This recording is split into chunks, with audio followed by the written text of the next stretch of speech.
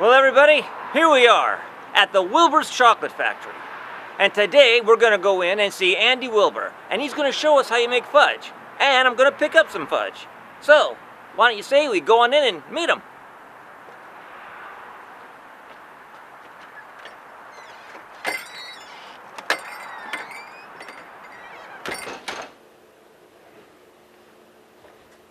Excuse me. Yeah. I'm Sheriff Stephen J. And I'm supposed to meet Andy here today. He said he's going to be making some fudge. Andy just got finished making some fudge, and I just got finished making some hard candies. Really? Yep. Hard candies? What kind of hard candies? I make all sorts of kinds, but my favorite that I made today is a bergamot lemon. It's a little candy drop. A candy drop? Yeah? A bergamot. Yep. Is that what you said? I did. Oh. How do you make those? I'm kind of curious. A hard candy thing. Well, I like to make it the old-fashioned way, which is by hand, and you use a hand crank roller machine to do it. Really? Yep. Well, what are the ingredients? I mean, how do you start? When you're going to make the hard candy, how do you begin? Well, I like to use cane sugar, and I use tapioca syrup and water, and those are the simple, basic 3 ingredients that I use. And then I use essential oils and extracts to give it the flavor. So how do you start that? I mean, you put it in a big bowl and, I mean, what do you do after that? I have no idea. Sure, you get it cooking as fast as you can. You want to get it to a really high temperature. Make sure all the sugar and the tapioca syrup and the water is to a good boil. Oh. And then you dump it out, and that's sort of where the magic begins. So you have 3 ingredients that you put into this bowl or whatever. Yep. And the 3 ingredients are the tapioca syrup, huh. cane sugar, and water. Put it on a fire and you boil it. Yep. And how long do you boil it for? Pretty high temperature, so however long it takes. So if it's really cold out, it might take a little longer. It's a very finicky product. So you must use some type of thermometer or something. We have a giant thermometer that we use. I see. So what happens after you boil it? Okay, you take it off and then what do you do with it? Then you're going to dump it out on a cold table. And you want to make sure that it doesn't get stuck to the table, so you start folding it. Well, wait.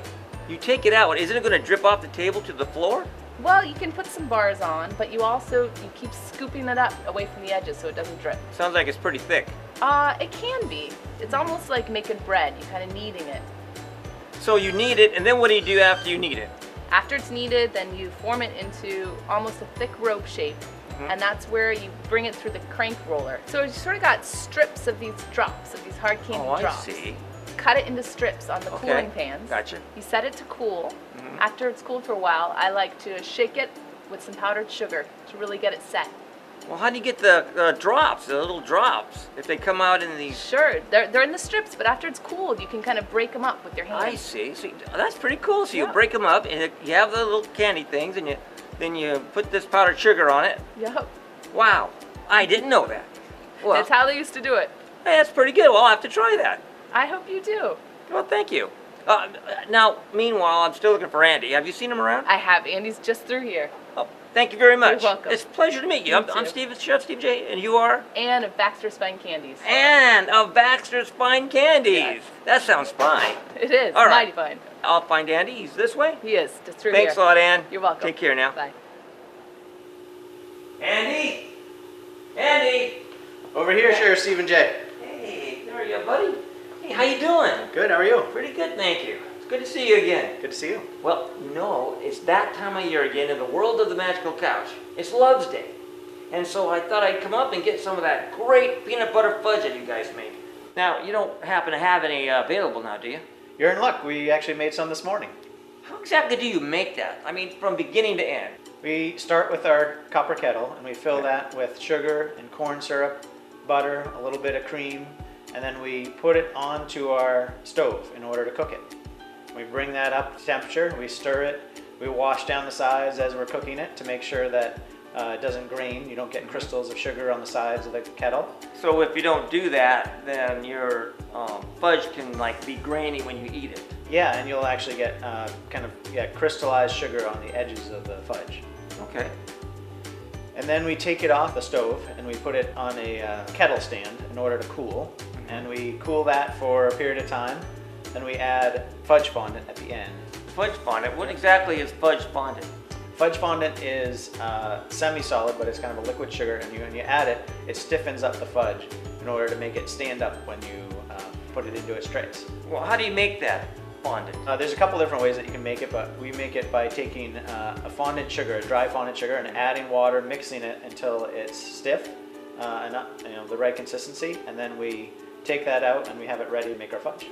Do you mix it by hand, or how do you mix it? We use it's called a Hobart Mixer. It's kind of a big version of what you would have at home, a KitchenAid mixer that you would have at home. I see. And but it holds 60 quarts instead of your home one that might Wow, hold 4. that's so big. yeah, it's quite a bit bigger, and it allows us to mix up that fudge fondant with a lot of other things that we mix at our facility. When you take the kettle off the stove, what is that mixture? Is that chocolate already, or?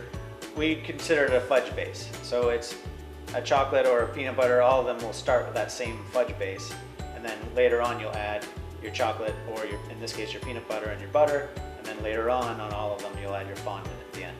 Okay, so you take the base in the kettle off the fire, and then you put in the peanut butter and the butter, Correct.